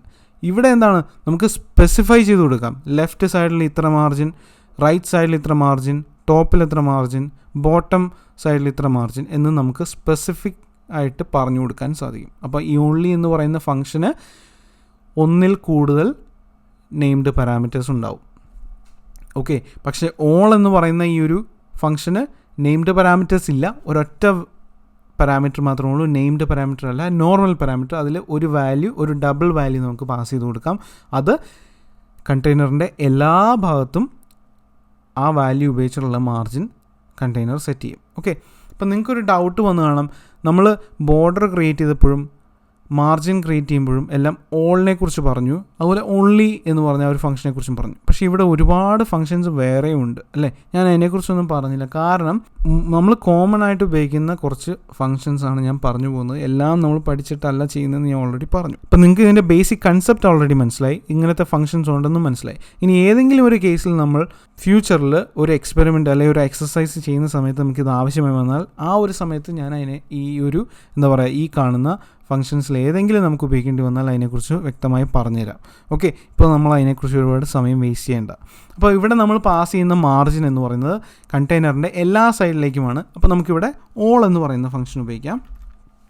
ഫംഗ്ഷന് ശേഷം കോമ വെച്ചിട്ട് നമുക്ക് ആ സ്റ്റേറ്റ്മെൻറ്റ് എൻഡ് ചെയ്യാം. ഇനി എന്താണ് ഓൾ എന്ന് പറയുന്ന ഫംഗ്ഷനിലേക്ക് ഒരു പാരാമീറ്റർ മാത്രം പാസ് ചെയ്താൽ മതി. അത് നെയിംഡ് പാരാമീറ്റർ അല്ല, നോർമൽ ഡീഫോൾട്ട് പാരാമീറ്റർ ആണ്. അപ്പോൾ അതൊരു ഡബിൾ വാല്യൂവും ആയിരിക്കണം. ഓക്കെ, ഞാനിവിടെ പാസ് ചെയ്യാൻ പോകുന്ന മാർജിൻ എന്ന് പറയുന്നത് 20 ആണ്. നമുക്ക് സേവ് ചെയ്യാം, എന്നിട്ട് നോക്കാം. പ്രത്യേകിച്ച് മാറ്റമൊന്നും കണ്ടില്ല. കുറച്ച് കൂടുതൽ വാല്യൂ കൊടുത്തു നോക്കാം, 100 കൊടുത്തു നോക്കാം. കണ്ടില്ലേ, 100 കൊടുത്തപ്പോൾ എന്ത് സംഭവിച്ചു? ഈ ലെഫ്റ്റ് സൈഡിലും റൈറ്റ് സൈഡിലും കുറച്ച് വ്യത്യാസം മനസ്സിലായി അല്ലേ. മുൻപുണ്ടായിരുന്ന കണ്ടെയ്നർ കുറച്ചുകൂടി വിഡ്ത്ത് ഉണ്ടായിരുന്നു. പക്ഷേ ഇപ്പോഴത്തെ കണ്ടെയ്നറിന് എന്ത് പറ്റി? മാർജിൻ 100 പിക്സലിൻ്റെ മാർജിൻ ലെഫ്റ്റിലും റൈറ്റിലും ടോപ്പിലും ഒക്കെ വന്നു കഴിഞ്ഞപ്പോൾ ആ കണ്ടെയ്നർ കുറച്ചുകൂടി ചെറുതായി അല്ലേ. അപ്പോൾ ഈ സ്പേസ് എവിടെയാണ് ആഡ് ചെയ്യപ്പെട്ടത്? ഈ ബോർഡറിന് പുറത്താണ് ആഡ് ചെയ്തത്. ഇനി അടുത്തായിട്ട് നമ്മളിപ്പോൾ ഓൾ എന്ന് പറയുന്ന ഫംഗ്ഷനല്ലേ ഉപയോഗിച്ചത്, ഇനി നമുക്ക് ഓൺലി എന്ന് പറയുന്ന ഒരു ഫംഗ്ഷൻ ഉപയോഗിച്ച് നോക്കാം. എന്നിട്ട് അതിലേക്ക് ടോപ്പ് അല്ലെങ്കിൽ ബോട്ടം ഇതെല്ലാം സെപ്പറേറ്റ് ആയിട്ട് മെൻഷൻ ചെയ്യാം. അപ്പോൾ ആദ്യം തന്നെ നമുക്ക് റൈറ്റ് സൈഡ് നോക്കാം. ഓക്കെ, അതിനായിട്ടുള്ള നെയിംഡ് പാരാമീറ്റർ റൈറ്റ് എന്ന് പറയും. അതിലേക്ക് നമുക്ക് 200 പിക്സൽസ് പാസ് ചെയ്യാം. ഓക്കെ, അപ്പോൾ അത് ഉദ്ദേശിക്കുന്നത് എന്താണ്? കണ്ടെയ്നറിൻ്റെ റൈറ്റ് സൈഡിൽ 200 പിക്സലുള്ള ഒരു മാർജിൻ ക്രിയേറ്റ് ചെയ്യാനാണ് പറയുന്നത്. ഇനി ലെഫ്റ്റ് സൈഡിൽ അതിനുള്ള നെയിംഡ് പാരാമീറ്റർ എന്താണ്? ലെഫ്റ്റ് എന്ന് പറയുന്ന വേരിയബിൾ. അതിലേക്ക് നമുക്ക് 50 പിക്സൽ മാത്രം മതി. ഓക്കെ, നമുക്കൊന്ന് സേവ് ചെയ്യാം. അപ്പോൾ എന്താണ് നമ്മളിവിടെ പറഞ്ഞത്? കണ്ടെയ്നറിൻ്റെ റൈറ്റ് സൈഡിൽ ബോർഡറിന് പുറത്തായിട്ട് 200 പിക്സലുള്ള ഒരു മാർജിൻ ക്രിയേറ്റ് ചെയ്യാൻ പറഞ്ഞു. അതുപോലെ കണ്ടെയ്നറിൻ്റെ ലെഫ്റ്റ് സൈഡിൽ ബോർഡറിന് പുറത്തായിട്ട് 50 പിക്സലുള്ള ഒരു മാർജിൻ ക്രിയേറ്റ് ചെയ്യാനും പറഞ്ഞു. അപ്പോൾ നമുക്ക് ഇതിനെക്കുറിച്ച് ഇതെങ്ങനെയായിരിക്കും, ഇതിൻ്റെ കണ്ടെയ്നർ എങ്ങനെയായിരിക്കും ഇപ്പോൾ ഇരിക്കുന്നത് എന്നുള്ളത് നമുക്കൊന്ന് മനസ്സിൽ ചിന്തിക്കാം.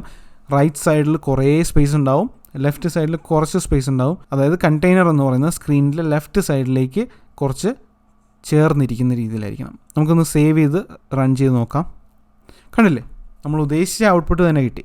ഇപ്പോൾ റൈറ്റ് സൈഡിൽ 200 പിക്സലുള്ള ഒരു മാർജിൻ വന്നു, ലെഫ്റ്റ് സൈഡിൽ 50 പിക്സലുള്ള ഒരു മാർജിൻ വന്നു. ഇതുപോലെ തന്നെ നമുക്കിവിടെ ടോപ്പ് എന്ന് പറഞ്ഞ വാല്യൂ പാസ് ചെയ്യാം. അതായത് ടോപ്പ് സൈഡിലുള്ള മാർജിൻ പാസ് ചെയ്യാം. അതുപോലെ ബോട്ടം എന്ന് പറയുന്ന നെയിംഡ് പാരാമീറ്റർ ഉപയോഗിച്ച് നമുക്ക് ബോട്ടം സൈഡിലുള്ള മാർജിനും സെറ്റ് ചെയ്യാം. ഓക്കെ, അപ്പം നമുക്ക് തൽക്കാലം റൈറ്റും ലെഫ്റ്റും മാത്രം മതി, കോഡ് ഒരുപാട് നീണ്ടു പോവാണ്. ഓക്കെ, അപ്പം മാർജിൻ എങ്ങനെ ക്രിയേറ്റ് ചെയ്യേണ്ടതെന്ന് പഠിച്ചു. മാർജിൻ സെറ്റ് ചെയ്യാൻ വേണ്ടി ഉപയോഗിക്കുന്ന ക്ലാസ്സാണ് ഫ്ലട്ടർ പ്രൊവൈഡ് ചെയ്യുന്ന എഡ്ജ് ഇൻസെറ്റ്സ് എന്ന് പറയുന്ന ക്ലാസ്. ആ ക്ലാസ്സിനുള്ളിൽ കുറേ ഫങ്ഷൻസ് ഉണ്ട്. അതിൽ നമ്മൾ യൂസ് ചെയ്തത് ഓൾ എന്ന് പറയുന്ന ഫംഗ്ഷനും ഓൺലി എന്ന് പറയുന്ന ഫംഗ്ഷനുമാണ്. ഓക്കെ, ഇതുപോലെ തന്നെയാണ് പാഡിങ്ങും. പാഡിങ് എന്ന് പറഞ്ഞാൽ എന്താണെന്ന് ഞാൻ പറഞ്ഞു ഓൾറെഡി. ഒരു കണ്ടെയ്നർ എടുത്താൽ അതിൻ്റെ ബോർഡറിന് ഉൾഭാഗത്തുള്ള സ്പേസിങ്ങിനെയാണ് പാഡിങ് എന്ന് പറയുന്നത്. മാർജിൻ എന്ന് പറയുന്നത് ആ ബോർഡറിൻ്റെ പുറമേയുള്ള സ്പേസിങ്ങിനെയാണ് മാർജിൻ എന്ന് പറയുന്നത്. അപ്പോൾ പാഡിങ് പാസ് ചെയ്യാനുള്ള നെയിംഡ് പാരാമീറ്റർ പാഡിങ് എന്ന് പറയുന്ന വേരിയബിളാണ്. ഇതുപോലെ തന്നെ എഡ്ജ് ഇൻസെറ്റ്സ് എന്ന് പറയുന്ന ഈ ഒരു ക്ലാസ് തന്നെയാണ് പാഡിങ്ങിനും നമ്മൾ ഉപയോഗിക്കുന്നത്. ഓക്കെ, അതെങ്ങനെയാണെന്ന് നോക്കാം. അപ്പോൾ മാർജിനിൽ നമ്മൾ എന്താണോ ചെയ്തത് അത് തന്നെയാണ് പാഡിങ്ങിലും സംഭവിക്കുന്നത്. ആ സ്പേസ് വരുന്ന ഏരിയ ഡിഫറെൻ്റ് ആണെന്ന് മാത്രമേ ഉള്ളൂ. ഓക്കെ, അപ്പോൾ നമ്മൾ ഓൾ ഉപയോഗിച്ചു, ഓൺലി ഉപയോഗിച്ചു. നമുക്ക് അതുപോലെ തന്നെ ഓൾ ആദ്യം ഉപയോഗിക്കാം. അവിടെ എന്താണ് നമുക്ക് പാസ് ചെയ്യേണ്ടത്? നമുക്കൊരു 100 പാസ് ചെയ്യാം. ഓക്കെ, ഇപ്പോൾ ഇവിടെ എന്താ സംഭവിക്കുന്നത്? ആ ബോർഡറിനുള്ളിൽ ടോപ്പ് സൈഡിലും റൈറ്റ് സൈഡിലും ബോട്ടം സൈഡിലും ലെഫ്റ്റ് സൈഡിലും എല്ലാം 100 പിക്സൽസ് വരുന്ന ഒരു എംപ്റ്റി സ്പേസ് ക്രിയേറ്റ് ചെയ്യും. ഓക്കെ, അതായിരിക്കും ഇനി സംഭവിക്കാൻ പോകുന്നത്. നമുക്കൊന്ന് റൺ ചെയ്ത് നോക്കാം. സേവ് ചെയ്തൊന്ന് റൺ ചെയ്ത് നോക്കാം. നമുക്കൊന്നും കാണാൻ പറ്റുന്നില്ല. കാരണം എന്താണെന്നറിയോ? ഇതിൽ ഞാനിപ്പോൾ കൊടുത്തതിലൊരു മണ്ടത്തരം പറ്റി. ഞാൻ ഈ കൊടുത്ത വാല്യൂസ് തമ്മിൽ ഒരു പ്രൊപ്പോർഷൻ ഇല്ല. അതായത് 320 വിഡ്ത്തുള്ള ഒരു കണ്ടെയ്നർ. ഓക്കെ, ആ കണ്ടെയ്നറിനുള്ളിൽ ലെഫ്റ്റ് സൈഡിലെ മാർജിൻ 20, ലെഫ്റ്റ് സൈഡിലെ മാർജിൻ 50, റൈറ്റ് സൈഡിലെ മാർജിൻ 200. അതുപോലെ പാഡിങ് കൊടുത്തപ്പോൾ മൊത്തത്തിൽ എത്രയാണ് കൊടുത്തത്? 100 പാഡിങ് മുകളിലും താഴെയും ഇടതും വലത്തും എല്ലാം വരണം. പക്ഷേ നമ്മളുടെ ഈ കണ്ടെയ്നറിൻ്റെ ടോട്ടൽ ഹൈറ്റ് എന്ന് പറഞ്ഞാൽ 100 മാത്രമേ ഉള്ളൂ. അപ്പോൾ ഇത് ഒരിക്കലും നമ്മൾ ഉദ്ദേശിക്കുന്ന ഒരു ഔട്ട്പുട്ട് കിട്ടില്ല. കാരണം നിങ്ങൾ എന്താ പറയുക, കുറച്ച് ലോജിക്കലി ആലോചിച്ചാൽ മതി. 100 പിക്സൽ മാത്രം ഹൈറ്റുള്ള ഒരു കണ്ടെയ്നറിനുള്ളിൽ ഞാൻ പാഡിങ് ആയിട്ട് 100 കൊടുത്തു. അപ്പോൾ ശരിക്കും പറഞ്ഞാൽ ടോപ്പിൽ നിന്നും ലെഫ്റ്റിൽ നിന്നും റൈറ്റിൽ നിന്നും ബോട്ടത്തിൽ നിന്നും എല്ലാം 100 പിക്സൽ വരുന്ന സ്പേസ് ക്രിയേറ്റ് ചെയ്യാൻ വേണ്ടിയിട്ടാണ് നമ്മൾ ആ ഓൾ എന്ന് പറയുന്ന ഫംഗ്ഷൻ ഉപയോഗിച്ചത്. അപ്പം വെറും 100 ഹൈറ്റുള്ള ഒരു കണ്ടെയ്നറിൽ അത് വർക്കാവില്ല. അപ്പം നമുക്ക് എന്താ ചെയ്യാൻ പറ്റുന്നതെന്ന് വെച്ച് കഴിഞ്ഞാൽ 320 എന്നുള്ളത് നമുക്കൊരു 400 വിഡ്ത്താക്കി കൊടുക്കാം. അതുപോലെ ഹൈറ്റും ഒരു 400 തന്നെ കൊടുക്കാം. അതുപോലെ തന്നെ വേറൊരു കാര്യം, നമ്മൾ ഈ മാർജിൻ കൊടുത്തത് ഓൺലി എന്നുള്ളത് മാറ്റി ഓൾ കൊടുക്കാം. കാരണം ഇവിടെ നമ്മൾ ഈ ഒരു സംഭവം തന്നെ ചെയ്യുന്നുണ്ട്. റൈറ്റ് സൈഡിൽ കൂടുതൽ തള്ളി നിൽക്കുന്ന തരത്തിൽ നമ്മൾ അതിനെ സെറ്റ് ചെയ്തൊക്കെയാണ്. അപ്പോൾ നമ്മൾ ഉദ്ദേശിക്കുന്ന തരത്തിലുള്ള ഔട്ട്പുട്ട് കിട്ടാതിരിക്കാൻ കാരണമാവും. അപ്പം ഞാനിവിടെ നോർമലായിട്ടുള്ള ഒരു 10 പിക്സൽ വരുന്ന ഒരു മാർജിൻ എല്ലാ സൈഡിലും കൊടുക്കുന്ന രീതിയിൽ സെറ്റ് ചെയ്തു. നമുക്കിനി നോക്കാം. കണ്ടില്ലേ, ഇപ്പം നമ്മൾ ഉദ്ദേശിച്ച തരത്തിലുള്ള ഒരു പാഡിങ് കിട്ടി. ഓക്കെ, ഇപ്പോൾ എന്താണ് സംഭവിച്ചത്? 400 വിഡ്ത്തും 400 പിക്സൽ ഹൈറ്റുമുള്ള ഒരു കണ്ടെയ്നർ ക്രിയേറ്റ് ചെയ്യപ്പെട്ടു. ആ കണ്ടെയ്നറിൻ്റെ ബോർഡർ നമുക്ക് അതേപോലെ തന്നെ നമ്മൾ എന്താ ചെയ്തത് അത് തന്നെയാണ് ഇവിടെയും. അതിൻ്റെ ബോർഡർ നമ്മൾ നേരത്തെ ക്രിയേറ്റ് ചെയ്ത ബോർഡർ തന്നെ ഇവിടെ ഉണ്ട്. എന്നിട്ട് എന്ത് ചെയ്തു? നമ്മൾ അതിനുള്ളിലേക്ക് പാഡിങ് സെറ്റ് ചെയ്തു. പാഡിങ് എന്താണ്? 100 പിക്സൽ ഉള്ള പാഡിങ്. ആ പാഡിങ് എവിടേക്കാണ് കൊടുത്തത്? ഓൾ സൈഡാണ് കൊടുത്തത്. അതായത് ലെഫ്റ്റ് സൈഡിലും ടോപ്പിലും റൈറ്റിലും ബോട്ടത്തിലും എല്ലാം 100 പിക്സൽ സ്പേസ് വരുന്ന തരത്തിലുള്ള പാഡിങ് കൊടുത്തു. ഓക്കെ, നമ്മൾ ഉദ്ദേശിച്ച ഒരു ഔട്ട്പുട്ട് തന്നെ ഇവിടെ കിട്ടി അല്ലേ? ഇനി ഓളിന് പകരം ഓൺലി യൂസ് ചെയ്ത് നോക്കാം. പാഡിങ്ങിന് ലെഫ്റ്റ് സൈഡിൽ 30 കൊടുക്കാം, റൈറ്റ് സൈഡിൽ 100 കൊടുക്കാം. ഇതെങ്ങനെ വരുമെന്നൊന്ന് നമുക്കൊന്ന് റൺ ചെയ്ത് നോക്കാം. ഇതല്ലേ, ലെഫ്റ്റ് സൈഡിൽ ഓൾറെഡി 30 ഉണ്ട്. 30 നമുക്ക് കാണാൻ പറ്റുന്നില്ല. വേറെ കാര്യമുണ്ട്, ഇപ്പം നിങ്ങൾ നോക്കിക്കഴിഞ്ഞാൽ നിങ്ങൾ വിചാരിക്കും എന്തുകൊണ്ടാണ് ഇപ്പോഴും ഈ ടോപ്പിലും ബോട്ടത്തിലും ഇതേ ഒരു പാഡിങ് ഇപ്പോഴും നിലനിൽക്കുന്നത് നിങ്ങൾക്ക് തോന്നാം. അതിന് കാരണം എന്താണെന്ന് വെച്ച് കഴിഞ്ഞാൽ അത് പാഡിങ് അല്ലാതെ നമ്മൾ ഈ സെൻറ്റർ വിഡ്ജറ്റ് ഉപയോഗിച്ചുകൊണ്ടാണ് അങ്ങനെ വരുന്നത്. അത് നിങ്ങൾക്ക് കൂടുതലൊരു ധാരണ കിട്ടാൻ എന്ത് ചെയ്യണമെന്നറിയോ? ഈ ടെക്സ്റ്റ് വിഡ്ജറ്റിനെ സെൻറ്റർ വിഡ്ജറ്റ് ഉപയോഗിക്കാതെ നേരിട്ട് കണ്ടെയ്നറിൻ്റെ ചൈൽഡാക്കി മാറ്റി നോക്കാം. ടെക്സ്റ്റിനെ നേരിട്ടങ്ങ് പാസ് ചെയ്യാം. ഇനി ഒന്ന് നോക്കാം നമുക്കിവിടെ എന്ത് ഔട്ട്പുട്ട് കിട്ടുന്നു.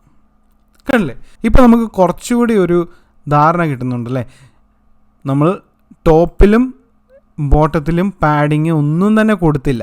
അതുകൊണ്ട് ഇവിടെ അത് ഒന്നും തന്നെ ആഡ് ചെയ്തിട്ടില്ല പാഡിങ്. എന്നാൽ ലെഫ്റ്റിൽ നമ്മൾ 30 കൊടുത്തു, റൈറ്റിൽ നമ്മൾ 100 കൊടുത്തു. കണ്ടില്ലേ, ലെഫ്റ്റ് സൈഡിൽ 30 പിക്സൽ പാഡിങ് ഉണ്ട്, ഇവിടെ റൈറ്റിൽ 100 ഉണ്ട്, കുറച്ച് കൂടുതലും ഉണ്ട്. കാരണം എന്താണ്? നമ്മളിവിടെ ഇതിനെ അലൈൻമെൻ്റ് ഒന്നും കൊടുത്തില്ല. സെൻറ്റർ എന്ന് പറഞ്ഞ ആ ഒരു വിഡ്ജറ്റ് നമ്മൾ എടുത്ത് കളഞ്ഞു. സെൻറ്റർ എന്താ ചെയ്തുകൊണ്ടിരുന്നത്? ഹോറിസോണ്ടലിയും വെർട്ടിക്കലിയും സെൻറ്റർ ആയിട്ട് വരുന്ന തരത്തിൽ ആ ചൈൽഡിനെ പ്ലേസ് ചെയ്യും. പക്ഷെ അതില്ലെങ്കിൽ എന്ത് ചെയ്യും? എപ്പോഴും ഈ ഒരു സ്റ്റാർട്ടിങ് പൊസിഷനിൽ നിന്നായിരിക്കും ഒരു വിഡ്ജറ്റിൻ്റെ ചൈൽഡ് പ്ലേസ് ചെയ്ത് കൊടുക്കുന്നത്, അല്ലെങ്കിൽ ഒരു കണ്ടെയ്നറിൽ വിഡ്ജറ്റിനെ ചൈൽഡായിട്ട് പ്ലേസ് ചെയ്യുന്നത്. അപ്പോൾ ഇവിടെ സെൻറ്റർ ഇല്ലാത്തതുകൊണ്ടാണ് ഇങ്ങനെ വന്നത്. അപ്പോൾ നമ്മൾ ലെഫ്റ്റിൽ എന്ത് കൊടുത്തു? 30 കൊടുത്തു അല്ലേ? അതിന് പകരം ഞാൻ ഇനി 100 കൊടുക്കാം. അതുപോലെ ടോപ്പിലും ബോട്ടത്തിലും കുറച്ച് പാഡിങ് കൊടുക്കാം.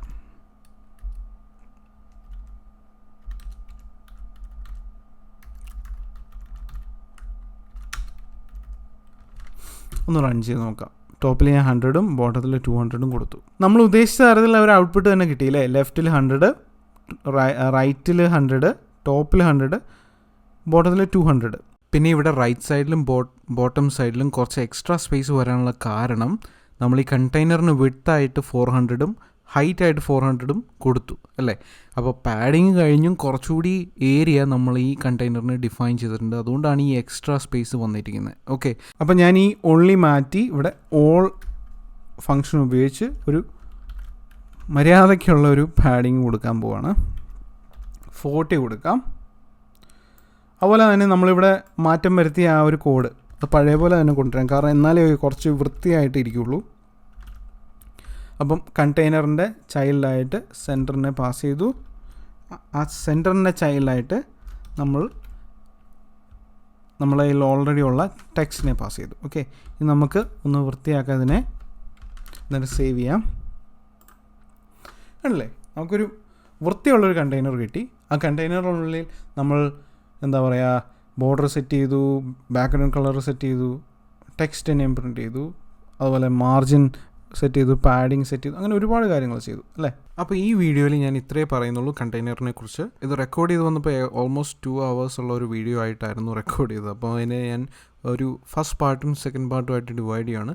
ഇത് ഇത്രയും വലിച്ചു നീട്ടി പറയാനുള്ള കാര്യം, നിങ്ങൾക്ക് ബോറടിക്കുന്നുണ്ടെങ്കിൽ തുറന്ന് പറയാം, കമൻസിൽ നിങ്ങൾക്ക് കമൻ്റായിട്ട് ഇട്ടേക്കുക. നിങ്ങൾക്ക് ബോറടിക്കുന്നുണ്ട്, ഒരുപാട് ലാഗ് ചെയ്യുന്നുണ്ടെങ്കിൽ. കാരണം എനിക്കും അറിയാം ഞാൻ ഒരുപാട് വലിച്ചു നീട്ടി അത് പറയുന്നത്. കാരണം ഞാൻ ആദ്യമായിട്ടൊരു ഫ്ലട്ടർ വിഡ്ജറ്റ് പഠിപ്പിക്കുകയാണ്. അപ്പോൾ അതിൻ്റെ അടിസ്ഥാനപരമായിട്ടുള്ള കാര്യങ്ങൾ വളരെ തറവായിട്ട് മനസ്സിലാക്കിയതിന് ശേഷം മാത്രം മുമ്പോട്ട് പോയാലേ നമുക്ക് കാര്യമുള്ളൂ.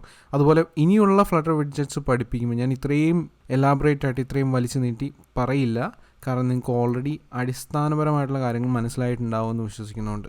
ഓക്കെ, അതുകൊണ്ടാണ് ഈ കണ്ടെയ്നർ വിഡ്ജറ്റിനെ കുറിച്ച് ഇത്രയും ഡീറ്റെയിൽ ആയിട്ട് പോകുന്നത്. അപ്പോൾ നിങ്ങൾക്ക് ബോറടിക്കുന്നുണ്ടെങ്കിൽ ഉറപ്പായിട്ടും കമൻറ്റ് ഇട്ടുകൊള്ളുക. എനിക്ക് ഒരു വിഷമവും ഇല്ല, എനിക്ക് നിങ്ങളുടെ ഫീഡ്ബാക്ക്സ് വേണം എപ്പോഴും. അപ്പോൾ ഇതിൻ്റെ സെക്കൻഡ് പാർട്ടായിട്ട് അടുത്ത വീഡിയോ ഞാൻ ഉടനെ തന്നെ അപ്ലോഡ് ചെയ്യുന്നതായിരിക്കും. അപ്പോൾ അതും കാണുക. അപ്പോൾ ഈ വീഡിയോയിൽ ഇത്രയേ ഉള്ളൂ. അടുത്ത വീഡിയോയിൽ വീണ്ടും കാണുന്നവരെ ഗുഡ് ബൈ.